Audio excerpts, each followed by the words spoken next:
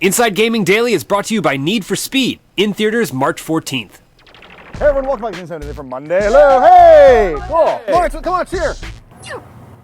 What was that? Pew! Pew, pew, pew, pew! All right, so we're in San Francisco for the Need for Speed race versus ETC. We have not yet gotten our Ferraris, No, we have not. but they're on the way, and then we're going to start the race very soon. Exactly, but for today we're talking about Dark Souls and all the fun stuff about it. First up, let's get to the news story. Yes. So it was announced that Dark Souls 2 has pre-orders that are 50% higher than the original Dark Souls. Wow, so the quote is, we have everything going for Dark Souls 2. The PR and community teams have been incredibly hard at work since the game was first revealed, said Namco Bandai product manager Gary Chandler. So they're very excited about all the pre-orders they got for Dark Souls 2. Good for them. Also, along with that news, it was also announced that Dark Souls 2 would be coming to the PC on April 25th. That's kind of good, I guess, a month and a half later. Yes, after the original one. not too bad. Hey, it's better than a year later. Yeah, that's true. Like it was with the first one. So with all this Dark Souls 2 talk, we started thinking around here, Yeah. Dark Souls 2, what we want! Lawrence. Before we start, I want to do a little bit of a disclaimer. We are not the best Dark Souls players in the world. You're pretty good. I'm okay. We have an entire gameplay series where we mostly bitch about it, but I think in the end we walked away with at least mutual respect. If you had to use one word to describe this game, what would it be? Junk. First up, let's talk about the gameplay. First up, we would really like to see some button mapping. That's right, because you hated that the sprint and jump button were the same button, right? Which I understand has been fixed in Okay, Dark good. Souls 2, but I would still like to just customize it however I want. Right. Lawrence also suggested a Pokédex for enemies. Lawrence, what does that mean?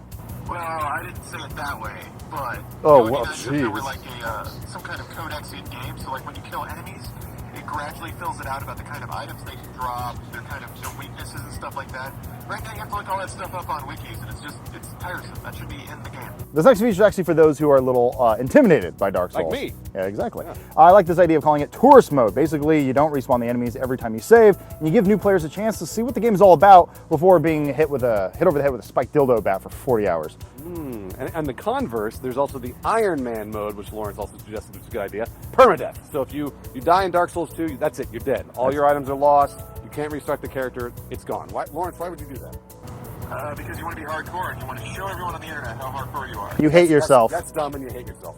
Now, you can argue this one way or the other, but it would be nice to have some kind of in-game map. Yes, please. Whether this is just something like your own traditional map, but I think with the sort of collective attitude of Dark Souls, it'd be actually cool to have a collaboration with your friends who work together to reveal parts of the map. It'd be actually kind of cool, say with like, I don't know, you can like draw it yourself. Oh, okay, like sort of like a Wikipedia map, it sounds like. You have to buy the official's Dark Souls scanner, and then you actually draw it, you put it in there, and it already looks a like you bad took a idea. picture with your Game Boy Peripherals. Advance. No, this is a bad, Kids love peripherals. Yep. This is a really bad idea. Yeah.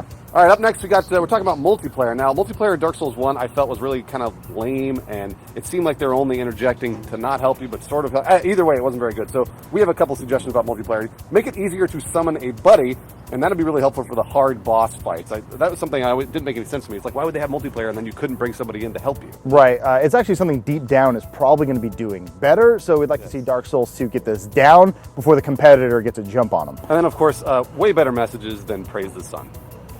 Motherfucker. Like just something else that says, like, hit the guy here in the knee rather than Praise the Sun, hard boss coming up.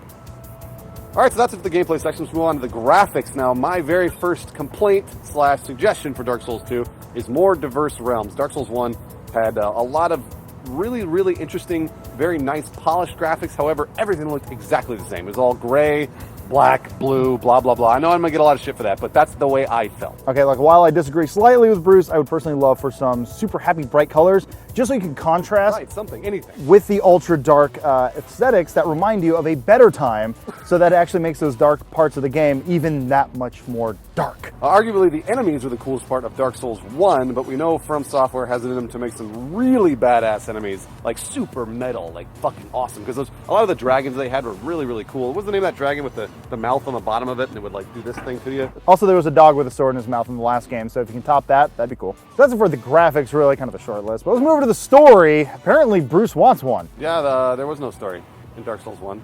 You can argue that one for days, but No, it turns out there wasn't. Lawrence, describe the story of Dark Souls 1. Yeah, there's boss.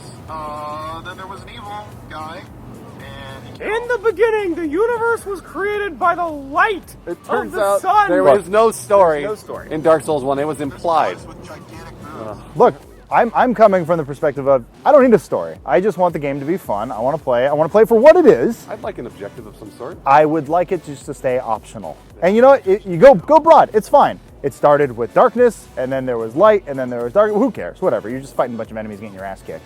Moving on to the PC features, which is I think what we're most excited about for Dark Souls 2. Of course. Nude mods. Yeah, We want some nude mods. that's really it. That's pretty much it. Male nude mods. Oh, Steam Workshop too. Yeah, actually, there was some mod support for Dark Souls 1 on PC. It was janky because the port was pretty much janky. Yeah, it was kinda broken. But the mods that were done were actually pretty good. So if you throw in the Steam Workshop in there, I think it's going to be a lot of fun. Lawrence, are you going to work on any nude mods? Yeah, I've already got a few. What do they look like? Well, it's not any body in particular, but basically I took all the horrible hell beasts in the Yeah, game, and I just put penises all over them. They're made of penises. Oh, just all over them, man. You can't really see them anymore. It's just like this ball of penises that rolls at you. Seems like a good idea. So that's it for all the things that we want. The question is for you guys, what do you want? And look, we already know you hate us because we're not the most hardcore Dark Souls players out there. We're not like Epic Name Bro. We're not that level. But we're into the game enough that we're curious to see what they're going to do with Dark Souls 2, and we're excited. And I think it's going to balance out the multiplayer only aspect of Titanfall. They both come out the same day. Yeah, and you get like a fun single player experience that just kicks your ass when that comes out. And on your trailers is one Ultra Street Fighter 4 Edition Select trailers picked by Phil. Phil's not here. Woo! Did you see it? Did you see the trailer? Oh yeah. Ryu was in there, or Ryu, however you want to say it. There's a man in a bed. Right. He's sleeping in a bed, dreaming about Street Fighter 4. Dream about Sagat. Yeah. That's Sagat. Sagat. Right, Bob Lawrence? Saget. Right, Lawrence? Sagat? Sorgat. Sorgat? Sorbet. I thought it It's was pronounced Sagat. sorbet. You're It's Thai, so it's a little hard to say. Lawrence, how do you like the vacation? What do you think of Alcatraz? It's cold. It is kind of cold out here. what we want. Hey, shut up. Somebody's door is squeaky. That's a seagull, Lawrence. Seriously, dude. Lawrence, what does it feel like to be outside? What does it feel like to be at the beach? This is in the beach. This is the rock. It does to be inside, except there are more annoying noises. And I'm afraid a bird's gonna fly away with me. Can you get a shot of this bird? Lawrence, Bruce is an annoying noise. He's an integral part of the Inside Gaming news team. Say this to me every day, and every day I don't listen.